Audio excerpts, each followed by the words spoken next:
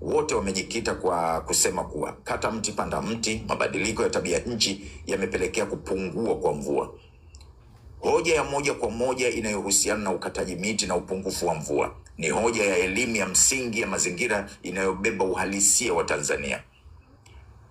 Kamalaki yeye amesema kuwa maendeleo yatakuja kama tutatunza mazingira. Anaunganisha maendeleo ya kweli na utunzaji wa mazingira. Ni hoja ya msingi ya maendeleo endelevu.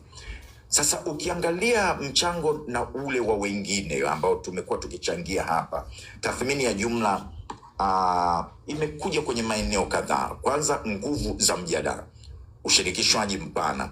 Washiriki wengi wamegusia sekta muhimu kama kilimo, nishati, afya na miundombinu. Uelewa wa hali halisi hapa, kauli kama ukame unasababisha migogoro ya wakulima na wafugaji imeonyesha ufahamu wa changamoto za kijamii. Mtazamo wa kimataifa na kitaifa, baadhi kama Spana na Tanzanite walijaribu kuunganisha jukumu la dunia nzima katika suluhisho. Uhamasishaji wa uzalendo, wengi wachangiaji wamehusisha utunzaji wa mazingira na uwajibikaji wa wananchi. Katika mjadala wetu, changamoto zilizojitokeza, wengi hawajagusa moja kwa moja jinsi mabadiliko haya na yanavyokwamisha maendeleo, bali wamebaki katika ushauri wa jumla. Hakuna takwimu nyingi za ndani Tanzania, ingawa hoja ilikuwa sahihi.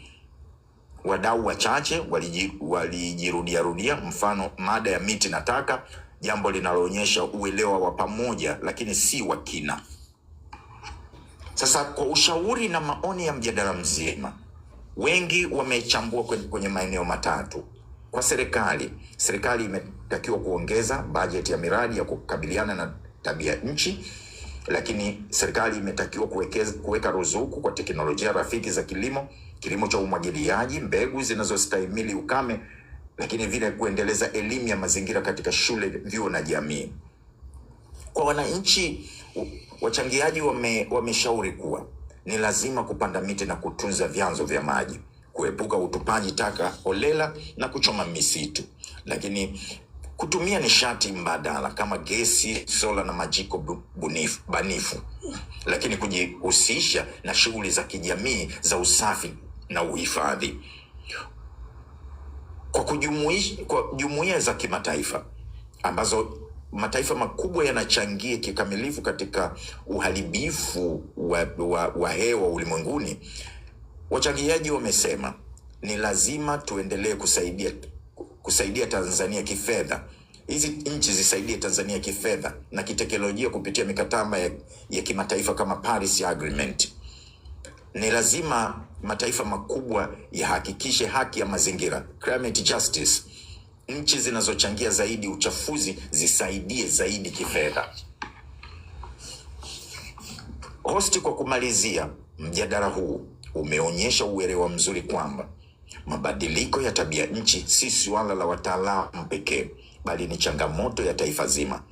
Ujumbe wa moja kwa moja wa washiriki uliojitokeza mara nyingi, Tanzania imara inategemea mazingira imara. Kila mmoja ana wajibu wa kulinda ardhi, maji, misitu na anga kwa ajili ya sasa na vizazi vijavyo. Hosti, Mungu ibariki Tanzania, wabariki watu wote, viongozi wetu, watoto na sisi wenyewe, sisi ni Tanzania. Naam, asante sana nchi yangu kwanza kwa kutupitisha katika mtasari na tathmini hiyo kwa kipindi chote ambacho tumekuwa hapa tukijadili swala zima la mabadiliko ya tabia ya nchi na namna ambavyo linahusiana na maendeleo katika nchi. Mambo mengi yamezungumzwa na washiriki ambao wamekuwepo hapa, wameweza kupata kile ambacho washiriki wengi wamekisemea, na mimi nikushukuru na nizidi kusema shukrani zangu ninazipeleka kwa wote ambao wamehusika, hasa siku ya leo kuhakikisha kwamba tunakuwa na mjadala wenye manufaa na wenye kuzalisha hoja mbalimbali zenye mawazo mseto, lakini yote ikiwa ni kuhakikisha tunajenga taifa letu kwa mustakabali wa kuona ya kwamba tunafikia kile ambacho kinaundwa na mawazo ya Watanzania. Mimi niwashukuru na niungane na wote ambao wamesema Mungu ibariki Tanzania, Mungu ibariki Afrika. Asanteni sana,